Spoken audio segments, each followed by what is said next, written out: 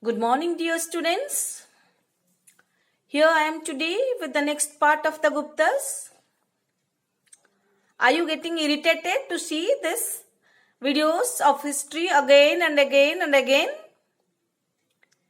You can't be so, because this show of teaching and learning must go on, and history is one of the most important subjects for us to relate from the past to the present and think about the future.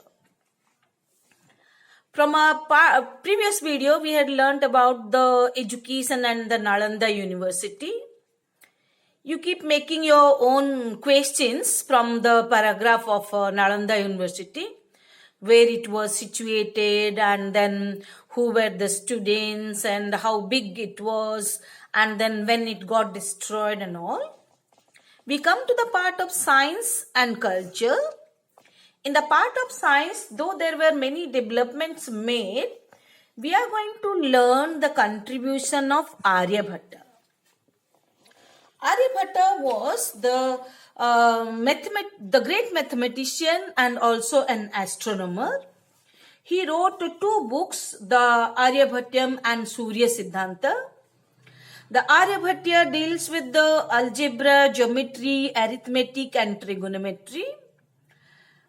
This work of his throws light on the place value of digits from 1 to 9 and also the use of 0. Aryabhatta, known for his discovery of the value of pi, that is equal to 3.1416, and his formula on how to find the area of a triangle.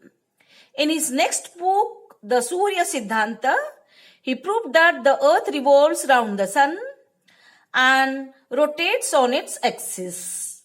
In this way, he discovered the cause of the solar and lunar eclipses and the methods for calculating the timings of their occurrence.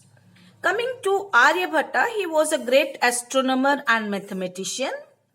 He wrote two famous books. One was Aryabhatyam, that deals with basically mathematics, and Surya Siddhanta is the next book. It deals with astronomy.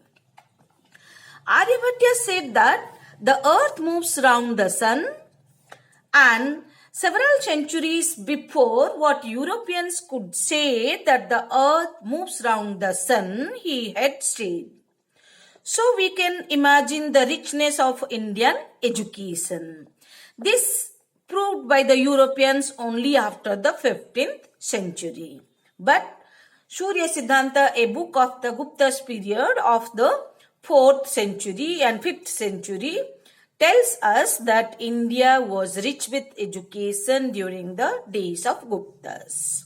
That's why it is called the age of golden age. He discovered the rule of finding the area of a triangle. He calculated the exact value of pi, that is equal to 3.1416. The credit for development of trigonometry should actually go to him. These were his contribution with relation to mathematics. For astronomy, in Surya Siddhanta, he explained the exact causes of the solar and the lunar eclipses. He was acquainted with the decimal system and the use of 0. That is in brief about the contribution of Aryabhatta to the field of mathematics and astronomy. He said that the heavenly bodies like the moon were spherical and that they got their sign from the reflected sunlight. The first Indian satellite sent into space was named after Aryabhatta. Comes next the part of culture. In this we will learn literature and the contributions of the great poet Kalidasa. Kalidasa was the greatest poet and playwright of the period. Because of his works, the historian Vincent Smith compared Kalidasa of the Gupta period that with the Elizabethan period in England. While during the Gupta period, the progress was made on literature with the help of Kalidasa. During Elizabethan period in England, William Shakespeare also made progress in the part of literature. So, this has been compared by Vincent Smith, the historian. He compared the Gupta age as the Elizabethan period in the history of England. His poetic works, his poems were Rutyu-Samhara, Raghuvamsa, Meghaduta and Kumara Sambhava. These were the 4 great poems written by Kalidasa. His dramatic works, they were Vikramarvasham, Malavikagnimitram, Abhigyana Sakuntala. These were the 3 great dramatic works of Kalidasa.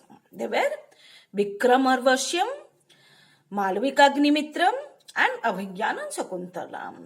What does Abhigyana Sakuntala tell in the story? The Abhigyanam Sakuntalam narrates the love story between the king Dushyanta and Shakuntala, and their son, Bharata, later became the ruler of India. It is believed that India or Bharata is named after Bharata. This Bharata was son of King Dushyanta and Shakuntala.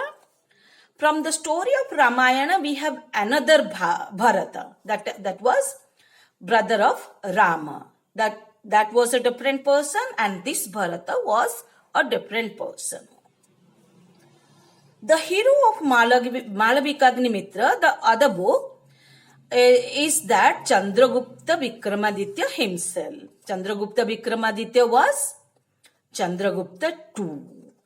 This story narrates the marriage ceremony between the daughter of Chandragupta Vikramaditya and the Prince Rudrasena. Malavikagnimitram is Chandragupta Vikramaditya narrates the marriage of Prabhavati with Rudrasena. This is about the story of Prabhavati and Rudrasena is narrated in the story of Malavikagnimitram. Although his writings were based on love, nature and beauty, they nevertheless give information about the government, politics and society and religion as well. They contain traces of political history as well. As we had learned from the Council of Ministers as the division of the work, we had learned the king or monarchy as the head, and then comes the Council of Ministers. In some of his books, Kalidasa had mentioned about the division of ministers or Council of Ministers existing during the Gupta period. So, his writings were basically based on love, nature and beauty. They nevertheless give information about the government, society and religion. They contain the traces of political history of the Gupta age. This is in brief about the contribution of Kalidasa. In our next video, we shall go through the exercise. Till then, be positive, stay home, stay safe, keep learning. Bye-bye.